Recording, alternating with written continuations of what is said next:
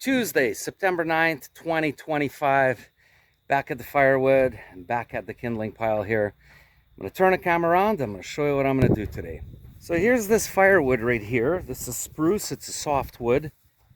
And I am going to have to stack it up. I don't want to leave it here like this because it doesn't look good. Plus, I want to have it stacked up, covered up. That way next year, I could then use it for my mom's firewood season. And let's take a look at our cedar. Oh my God, this pile is huge. There's no way that I'm gonna finish making all my kindling. So I'm gonna have to also start stacking this. And what I don't finish this year, I won't even get a third of it completed within the next week. But next year, I plan on working on it again. So this is my game plan. I figure if I start today and I spend maybe 3 or 4 hours working today, start stacking this, and I want to put it somewhere over here, start stacking it up, and once I get tired of that, I'll just go on with making more of the kindling. If I have a lot of the energy, I will just keep working.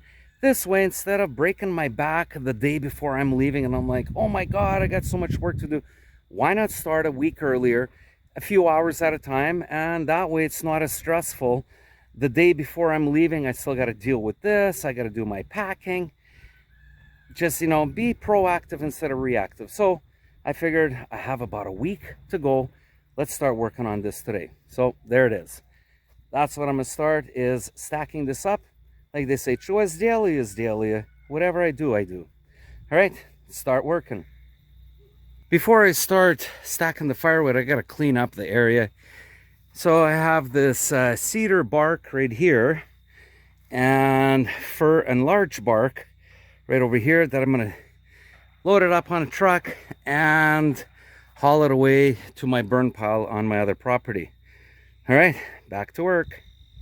So after about an hour and a half of work, stacking this firewood right here, you can see it's much smaller.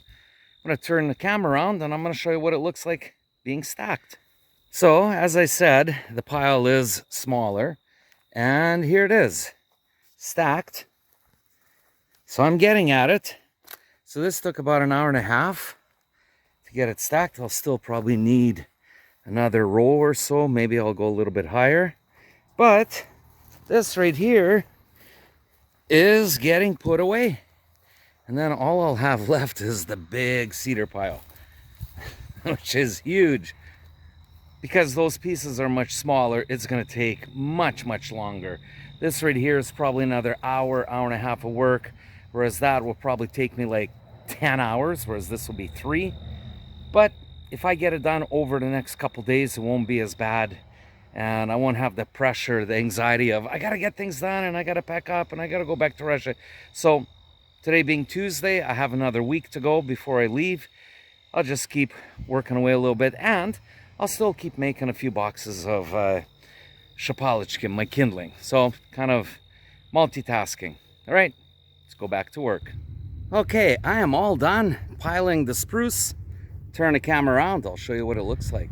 Here it is, all piled up. Looks good. Okay, so there it is. Now, there might be a few more right at the edge here. I'll pick them up once I stack that. But it's all done. And nothing but shepke. Shepke are just the little pieces. Use it for kindling, for our own kindling. Not the ones that we're going to sell, because the ones I'm selling are cedar, and these are spruce. And they're too short to put into the box. So as I was describing the pile here that I piled behind me, you're probably wondering, why did I bring it out this way? Well, I'll explain. This pile right here of spruce is the softwood, and it's the wood that has to be burned first. But I got a little problem, and I'm thinking ahead for next year. So there's the larch. There's one row there, and behind the tarp there's birch. Well, that's the wood that's going to be burnt last.